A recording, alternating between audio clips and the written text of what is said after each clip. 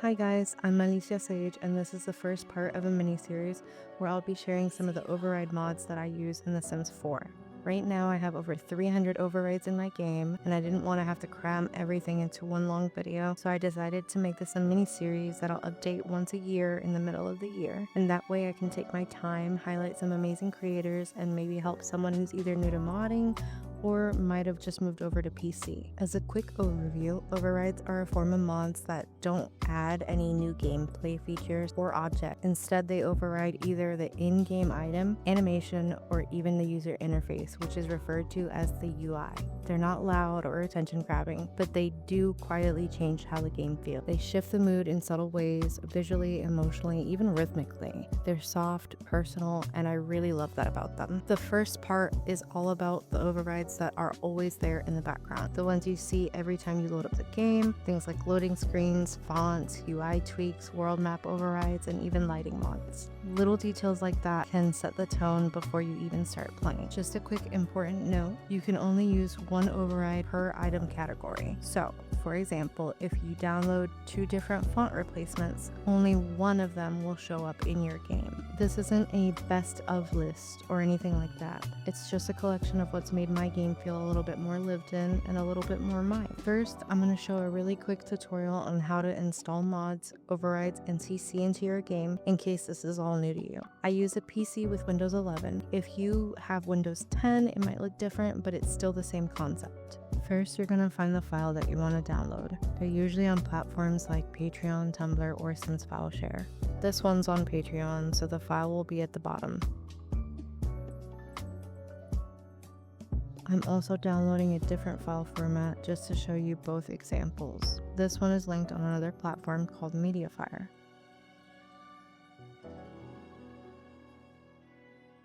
Then you want to open up the Sims 4 folder and go into your mods folder. I like to open up a second tab and have the downloads folder open on the side just to make it easier. Sometimes overrides will come in a zip or RAR file. You can always tell because it will say compressed, zip, or RAR under the file type. In that case, you have to extract the compressed file first by right-clicking on the file and then hitting extract all. I like to make sure to delete the compressed folder immediately after so that I don't accidentally put it in my game. First, I'll move the normal package file into my overrides folder.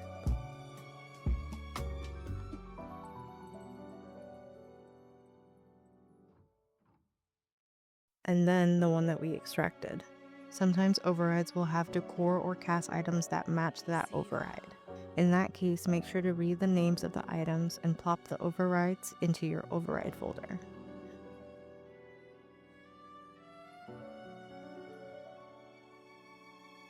Now, for the other items, you can drag and drop them into the specific category folder. These are accessories, so I'm making a new file in accessories for this creator.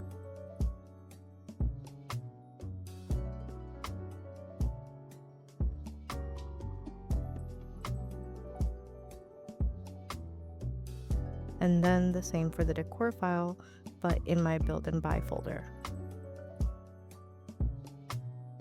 I put my mods and CC into categories and subfolders to make it easier to organize and update. Some mods, CC, or overrides cannot go into subfolders, so please make sure to read the descriptions. And don't forget to empty your recycle bin. First is the splash screen override. I don't like the blue intro screen when your game loads up, so I prefer to use this override. But there are other variations, and you can even make your own.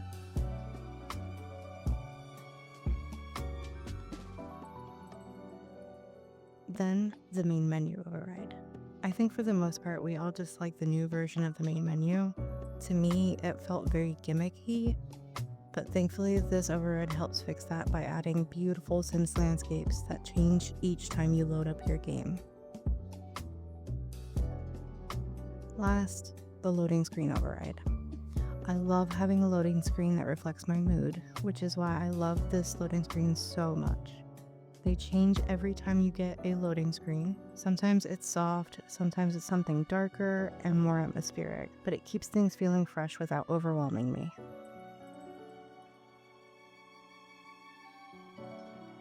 There are a few different creators who make map overrides, but this is my personal favorite. I think their map overrides stay true to the Max's style while adding so much more detail.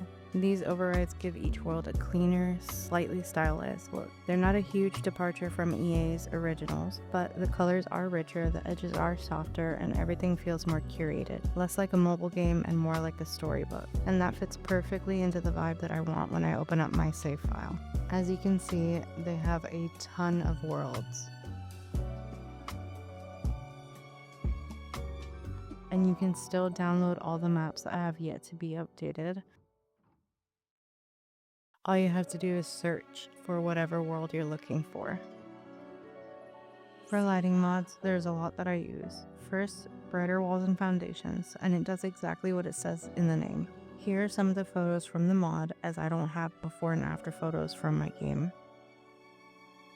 Next, cube map remover. This basically makes it so that reflections aren't doing too much in your game.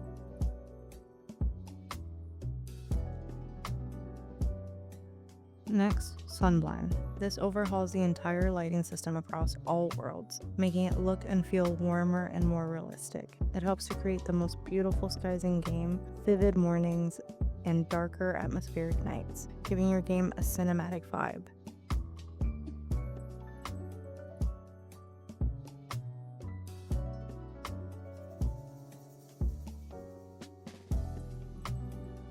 When you download, consider donating if you're able to. Please be sure to read through the instructions carefully as it can be complicated. No blue and no glow. These do what the name suggests. No blue removes the harsh blue in-game filter, helping to make skin tones more realistic. And no glow reduces that over bright glow that Sims have, making the shadows better and less of that plastic doll shine.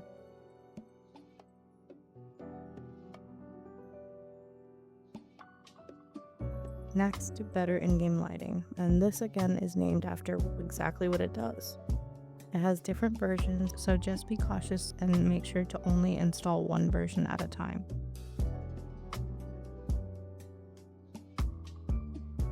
And then last is G-Shade. There are a ton of tutorials on how to install this as well, but make sure to download the correct version for your computer system. This is a must-have to transform the entire look of your game from something outdated into a work of art. I use a personally modified version of Pearl by Pixelglam, but you can download this amazing preset from their Patreon. And yes, G-Shade is safe to use. Next up, the Plumbline Pro Collection. It comes with a base game phone override, 2 deco phones, a charger, a docking station, and a packaging box. You can even change the color of the phone case to match whichever case your sim is currently using.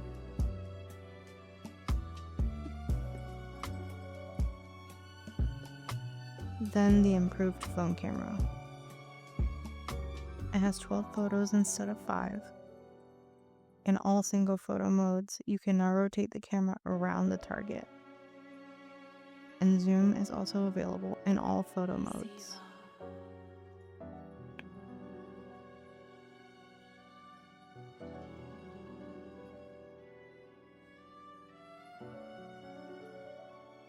And last, phone icons override. These override the icons for the apps in the phone into these more gorgeous and honestly more sleek icons. You can even override the icons for mods like Wicked Whims, A Deep Indigo, and more.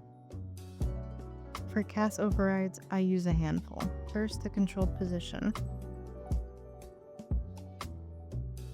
As you can see, my sim self is slightly leaning more on one leg than the other.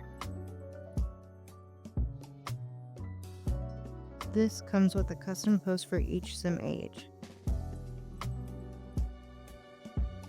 Just be sure to read through the instructions carefully.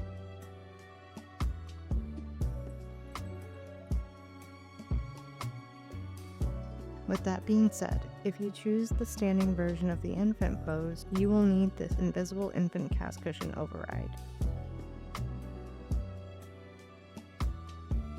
Next, I use this CAS lighting mod that also comes with a couple different backgrounds. Personally, for backgrounds, I don't use these, so I only use the white lighting mod. Now for backgrounds, I love these deluxe and earthy reflection CAS backgrounds in the color coconut flower.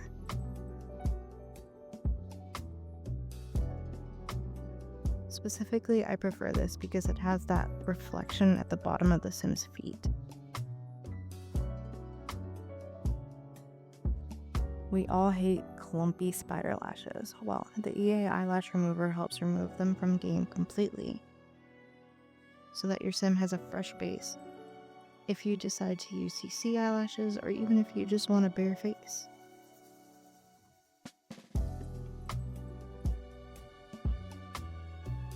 Next, I really love these CAS organizers. They help separate all the categories and accessories and skin details so that you can easily stack items without them conflicting.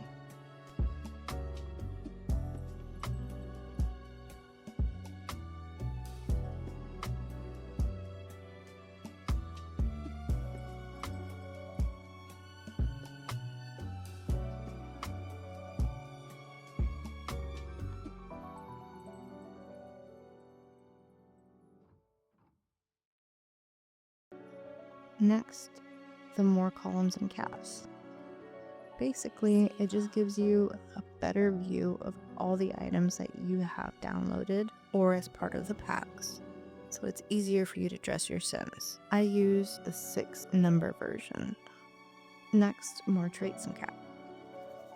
This lets you add more traits to your Sims to give them more of a personality, just so that they're not plain two-dimensional characters.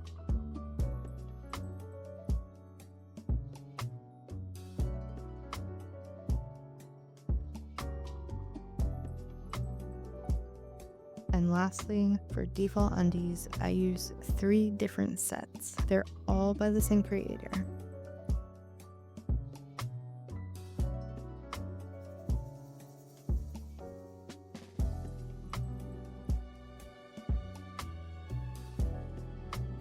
For adults, I use the Seamless collection in white. For the femme presenting Sims, I use the Evangeline strapless bra and the Serafina thong. For the male presenting Sims, I use the Maximilian boxers. Then for the kids, I like to use the kids' default undies, again in white. For the femme presenting Sims, I get the training bra and the boy short. And for the mask presenting Sims, I use the boxer briefs.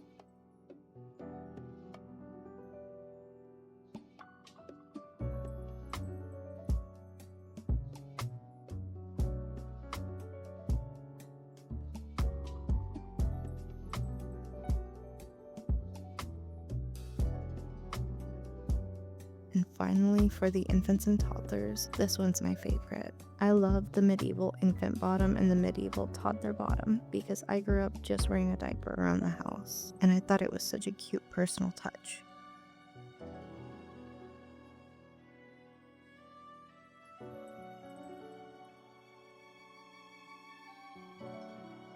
And now for the last and final section of part 1, the UI override. I use the beige UI. And as you can see, it makes all the menus this beautiful beige color scheme. For the font override, I use the Delman Delicate font, just because to me it looks more sleek and not as bulky.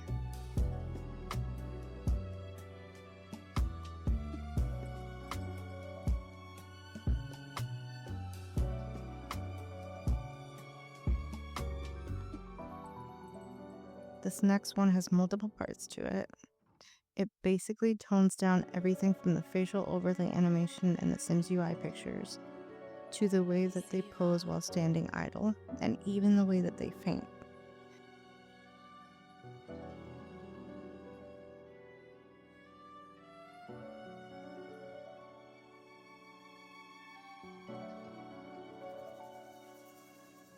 It also removes these overhead effects without removing the plumb bob.